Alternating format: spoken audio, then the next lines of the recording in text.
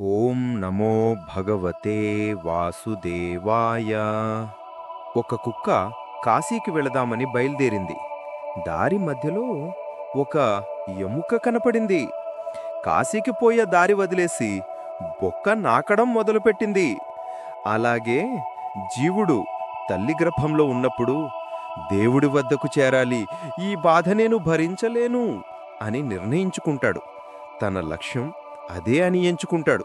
కానీ జన్మించిన తర్వాత భౌతిక ప్రపంచాన్ని చూస్తూ తను లక్ష్యాన్ని వదిలేస్తాడు. సుఖదుఖ జనన మరణాలలోనే ఉండిపోతున్నాడు. ఇలా ఎన్నో జన్మలు అనుకుంటూనే ఉన్నాడు. జన్మించిన తర్వాత మరిచిపోతూనే ఉన్నాడు. అదృష్టవంతులు కొందరు మాత్రమే దైవాన్ని చేరుకుంటున్నారు. వారే ధన్యజీవులు. అదృష్టవంతులలో మీరు ఉండాలని కోరుకుంటున్నాను. సర్వే జన సుఖినో భవంతు.